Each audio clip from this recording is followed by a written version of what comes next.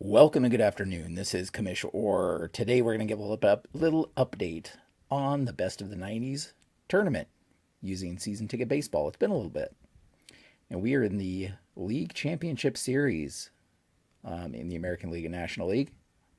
And so thought I'd give you a quick update on that because there have been some dramatic games these last couple of games.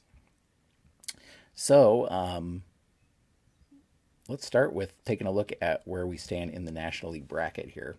If you take a look at the National League bracket, we can see that the 1998 Braves topped the Diamondbacks, the 1999 Diamondbacks here in this round.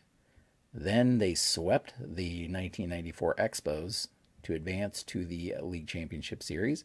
Meanwhile, the Expos had to go down to the losers bracket here, and they had topped the 1998 Astros in their round, 3-2.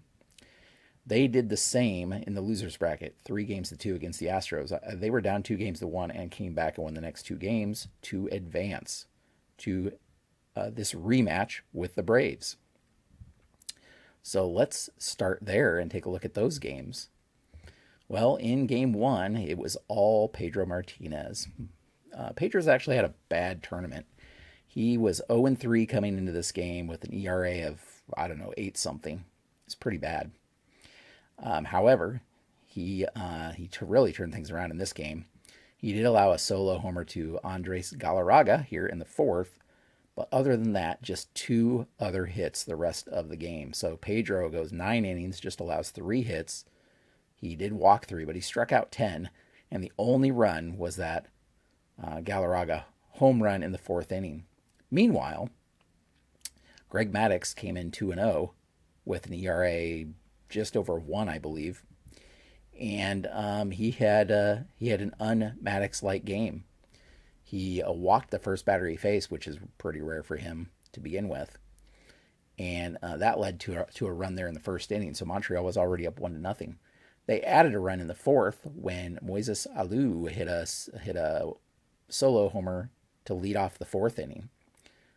So 2-0 at that point. Then the Braves got their run in the bottom of that inning, cut the lead to 2-1.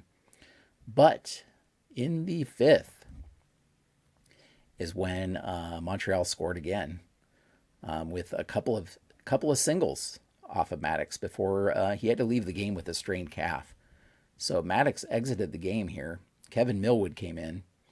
Couldn't stop the Expos from getting another run in there in the 5th. So Montreal had a 3-1 lead at that point. Millwood actually pitched decently. Oh, he did walk a couple here, but he pitched decently until the 9th when he started tiring, of course. And Montreal had a couple of base hits to lead off the 9th, and then they turned things over. The Braves and Montreal ended up scoring 2 more runs in the 9th, thanks to some more good hitting. Cliff Floyd had an RBI double, and Will Cordero had an RBI single to add 2 more runs. So 5-1 was the score in this one. And fortunately for the Braves, Maddux is not expected to miss a start. He just had to leave this one early, so he gets his first loss. ERA is still 161, which is just crazy. Pedro's ERA dropped to 629. As he picks up his first win. And so Montreal, who got swept by the Braves in their last series, wins game 1. And guess what? They also won game 2.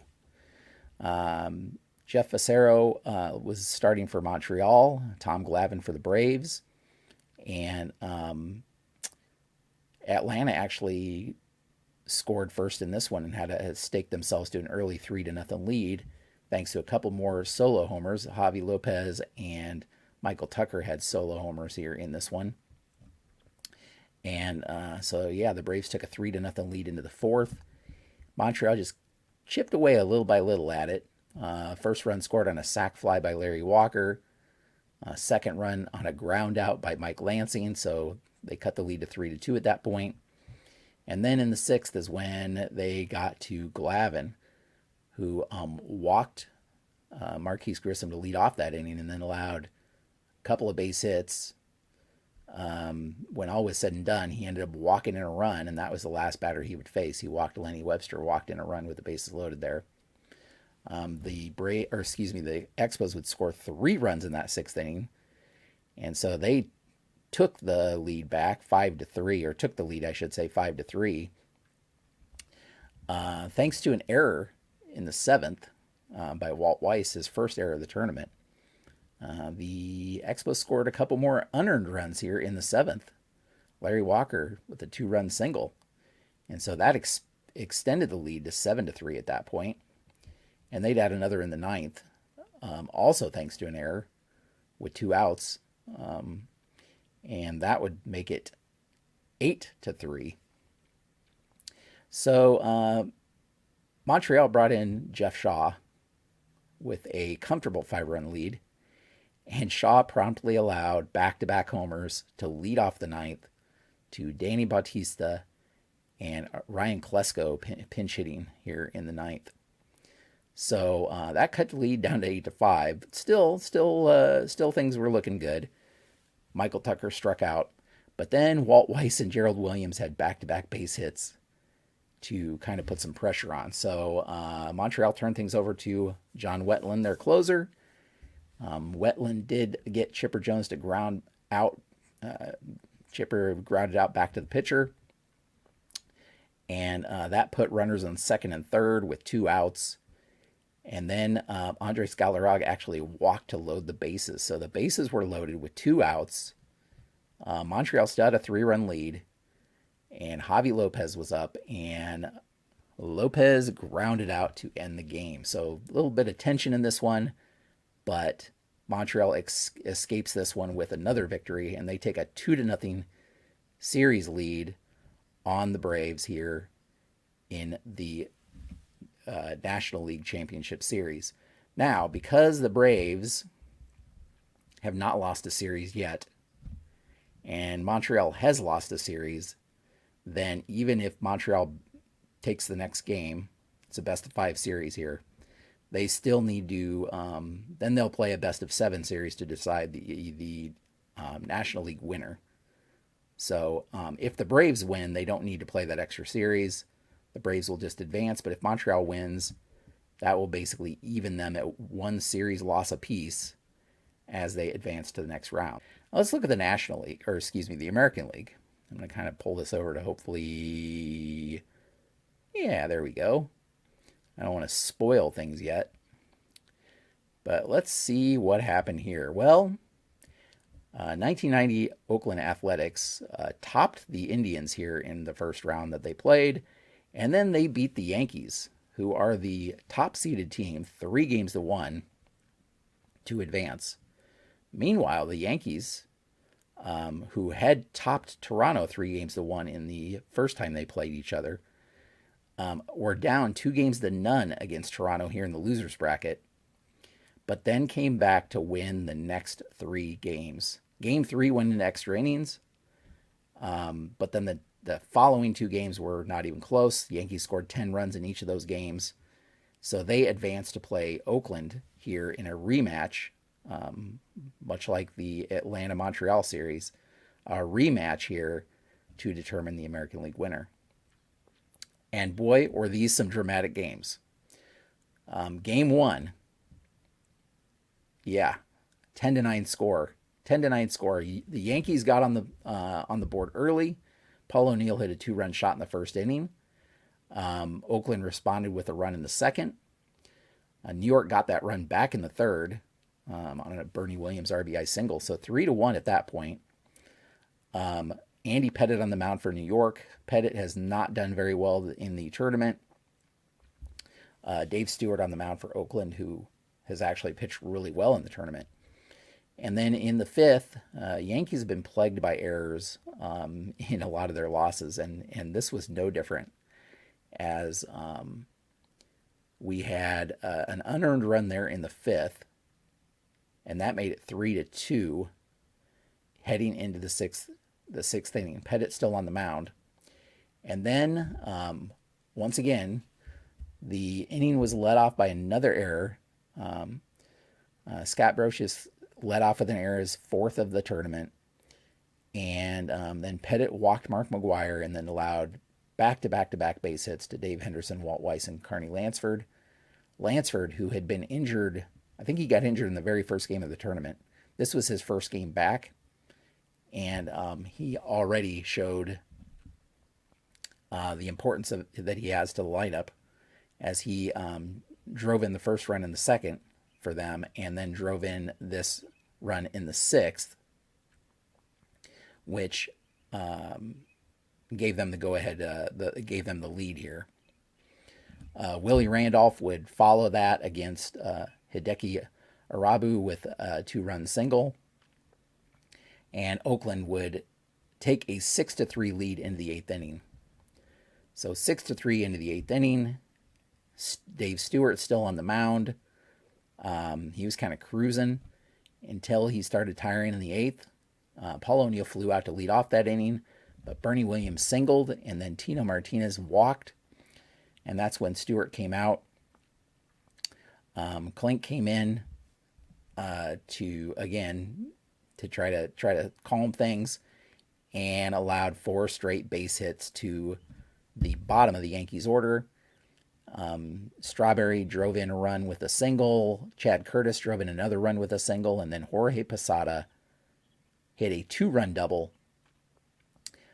to get the Yankees back on top. They'd had another run, and when the dust finally settled, the Yankees were up 8-6.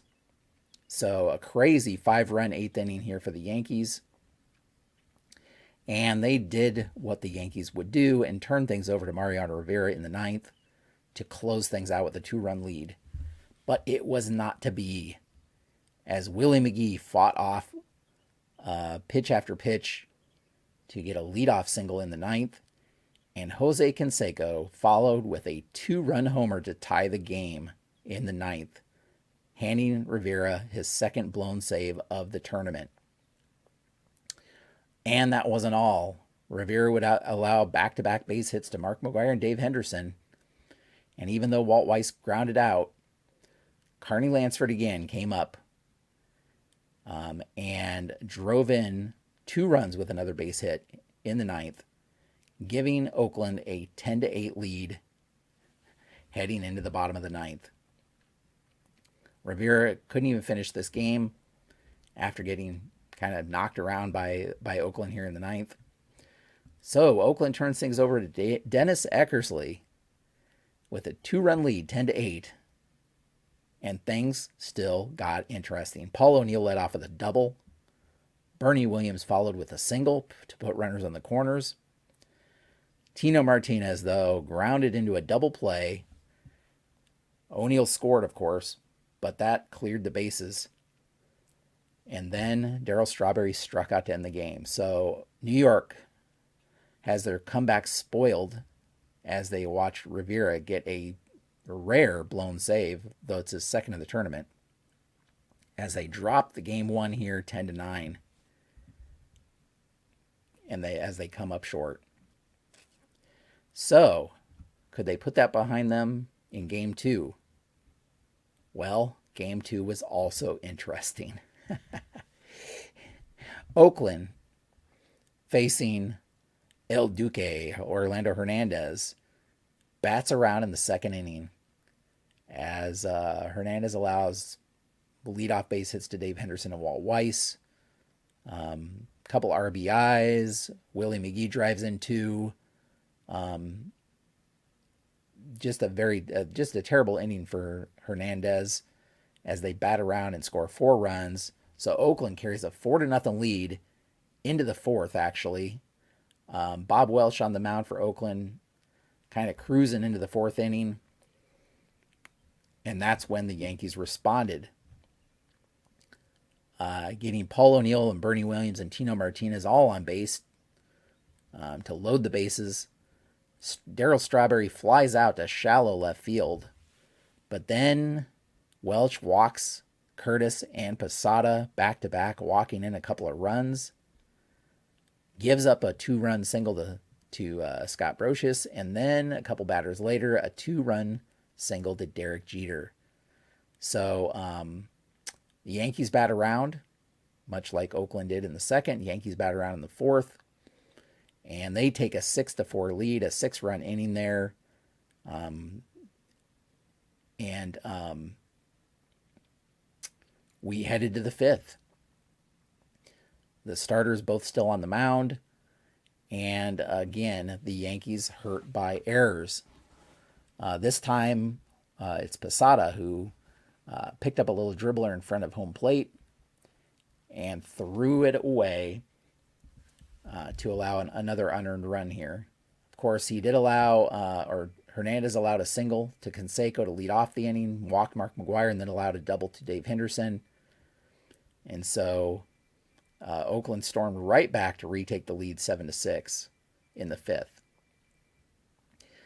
Bernie Williams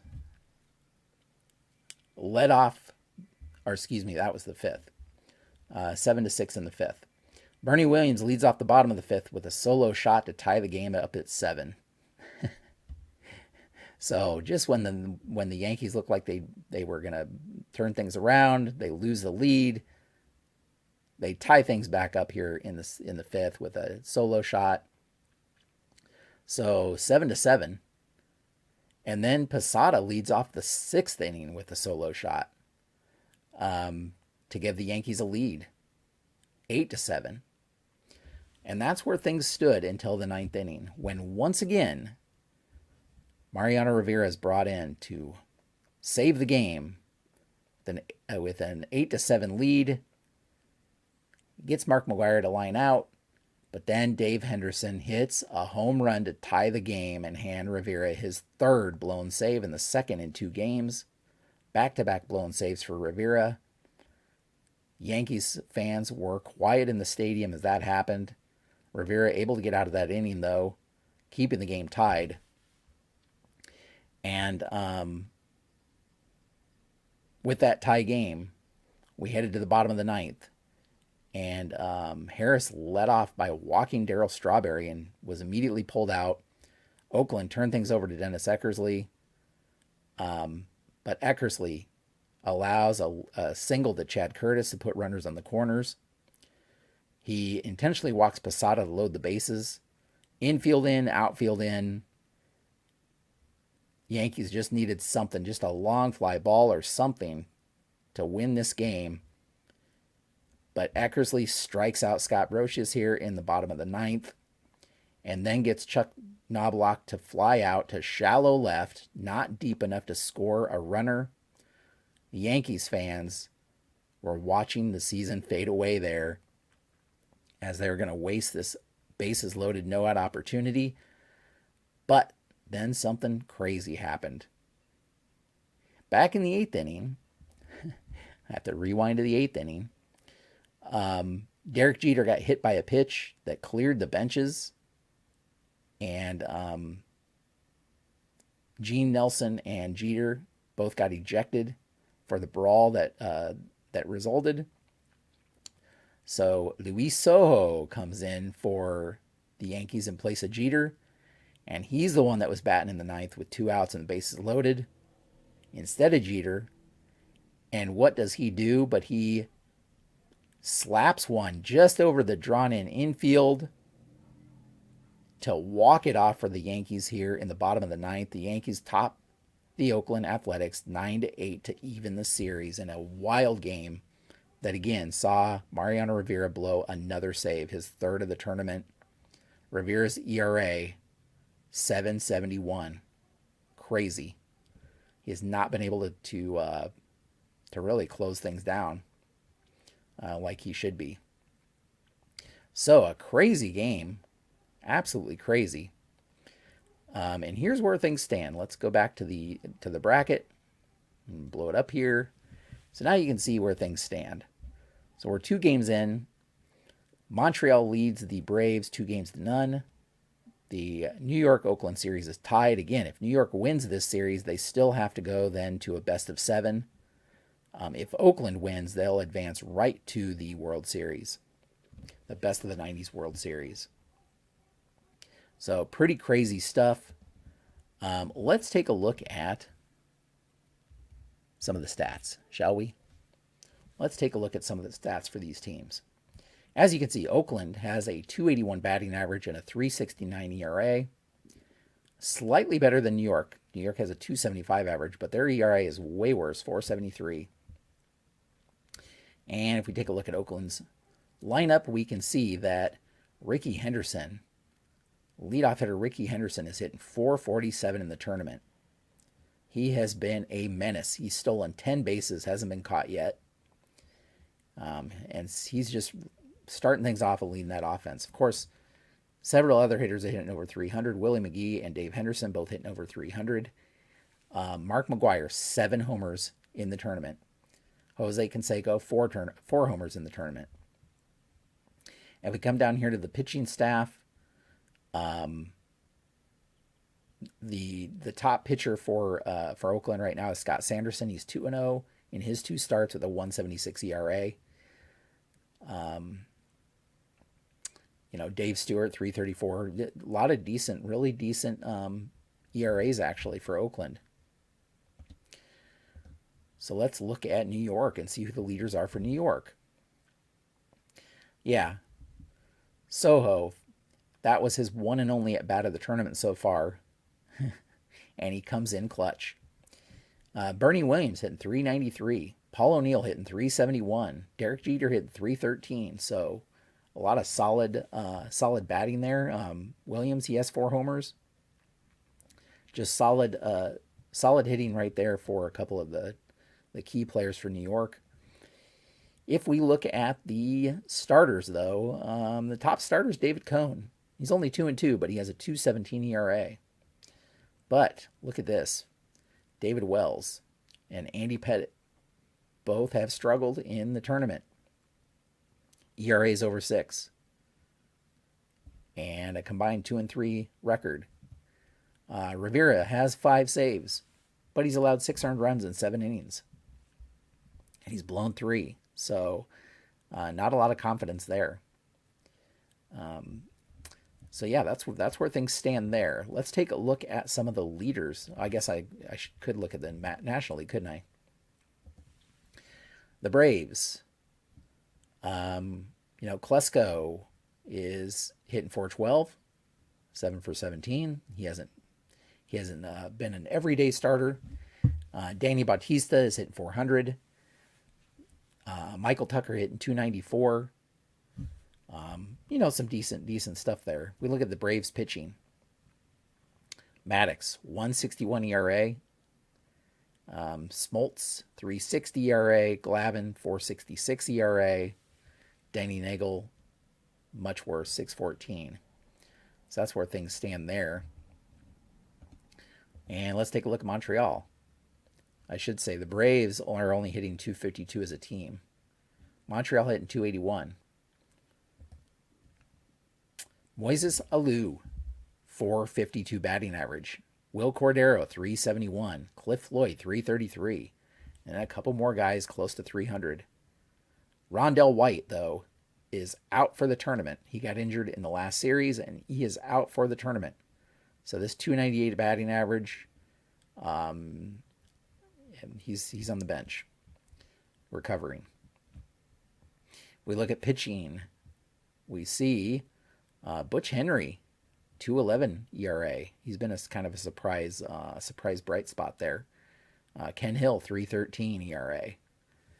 Pedro's way down here at 6.29. Wetland, the closer, 7.71 ERA. He hasn't done very well. He has 3 saves though. So there's Montreal for you. Let's take a look at some of the overall leaders. Let's take a look at some of the overall leaders. Yeah, as we'd expect. Moises Alou, 452 batting average. He leads the entire tournament. He's actually tied with Kenny Lofton, but of course Cleveland's out of it. Ricky Henderson, not far behind, with a 447. McGwire, far and away the best slugger, 805. Ricky Henderson, 509 on base percentage. Just crazy. Of course, McGwire leading in home runs with 7. Jorge Posada leading the teams that are left with 18 RBI. And he bats near the bottom of the order for the Yankees. but still, he's just been an RBI machine for them. Yeah, I mean, Ricky Henderson, he was also in Toronto. So he actually leads. If you look down here in steals, he had 13 stolen bases for Toronto and 10 for Oakland, which has just been crazy. Pretty good there. And just a quick glance at the pitching leaders. Maddox, 161 ERA. He leads everybody that's left. Scott Sanderson, though, not far behind him with a 176.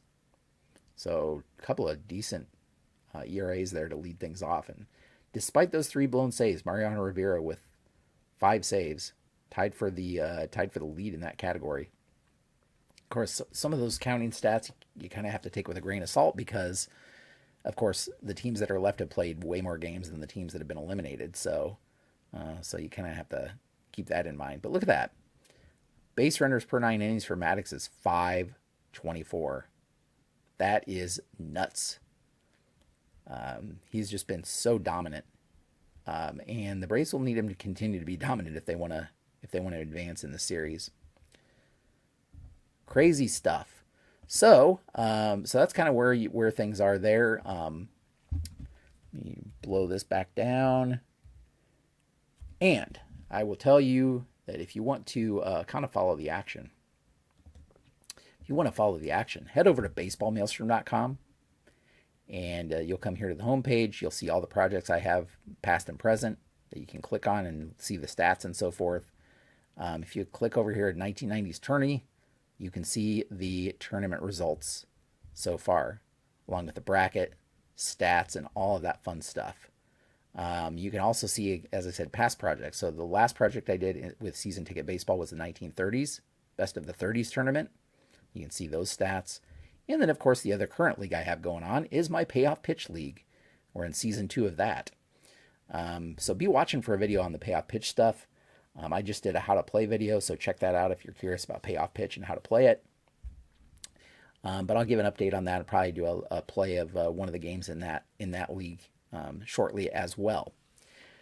With all that said, we are. I kind of go back and forth on these projects, so it'll be a couple more weeks before we have some more games of Season Ticket as I head to Payoff Pitch for the next week. Hopefully you enjoyed that recap. Tell me down below in the comments who you are rooting for in this tournament. Is there a team that you're rooting for in this 1990s tournament of the teams that are left? A lot of good teams left here, and it's still anybody's game. Both top seeds are still alive for now, though things have been interesting. So anyway, that's where we will leave things today. I appreciate you so much for watching, and until next time, have a great evening.